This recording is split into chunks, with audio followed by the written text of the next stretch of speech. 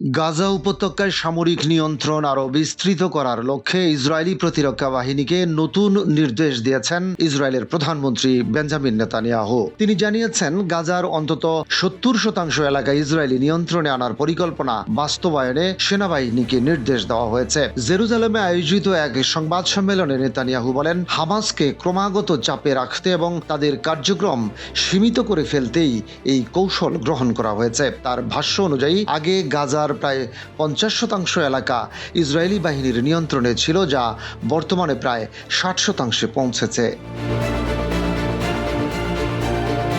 তিনি আরও জানান, পরবর্তী ধাপে গাজার 70% অঞ্চল নিয়ন্ত্রণে আনার লক্ষ্য নির্ধারণ করা হয়েছে এবং সে অনুযায়ী আইডিএফকে নির্দেশ দেওয়া হয়েছে। একই সঙ্গে তিনি ইঙ্গিত দেন, ভবিষ্যতে পুরো গাজা উপত্যকার উপরও ইসরায়েলের নিয়ন্ত্রণ প্রতিষ্ঠার পরিকল্পনা রয়েছে। নেতানিয়াহুর দাবি, হামাসকে চারদিক থেকে ঘিরে ফেলে তাদের সক্ষমতা ভেঙে দেওয়াই এখন প্রধান লক্ষ্য। তিনি বলেন, গাজার প্রতিটি অংশে চাপ অব্যাহত রাখা হবে এবং হামাসের অবশিষ্ট সদস্যদের মোকাবিলায় ইসরায়েল প্রস্তুত রয়েছে।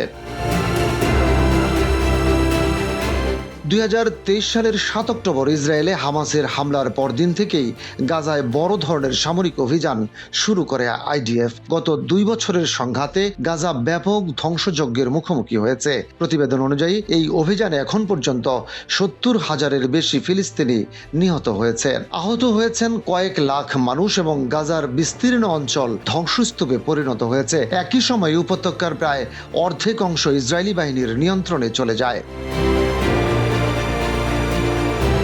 পরবর্তীতে 2025 সালের অক্টোবরে যুক্তরাষ্ট্রের উদ্যোগে ইসরায়েল ও হামাসের মধ্যে একটি যুদ্ধবিরতি চুক্তি স্বাক্ষরিত হয়। ওই চুক্তিতে গাজায় নতুন করে ইসরায়েলি নিয়ন্ত্রণ সম্প্রসারণ না করার বিষয়টি উল্লেখ ছিল, তবে চুক্তি কার্যকর হওয়ার পরও বিভিন্ন সময় তা লঙ্ঘনের অভিযোগ ওঠে। বিশেষ করে গাজায় অনিয়মিতভাবে বিমান হামলা ও সামরিক অভিযান চালিয়ে যাওয়ার অভিযোগ রয়েছে ইসরায়েলের বিরুদ্ধে।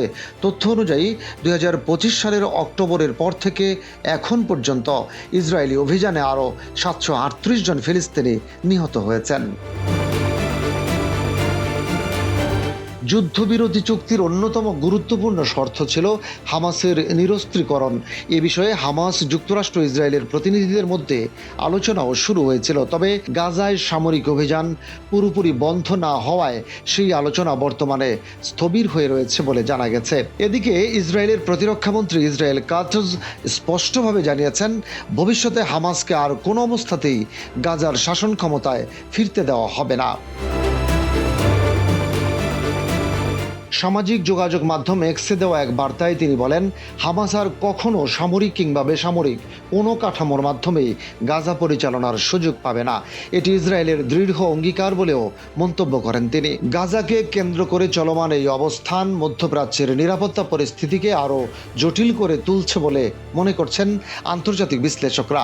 একই সঙ্গে গাজার ভবিষ্যৎ প্রশাসন, যুদ্ধবিরতি চুক্তির কার্যকারিতা এবং হামাসের রাজনৈতিক অবস্থান নিয়ে নতুন করে আলোচনা শুরু হয়েছে। ডেস্ক রিপোর্ট, বাংলাবাজার পত্রিকা।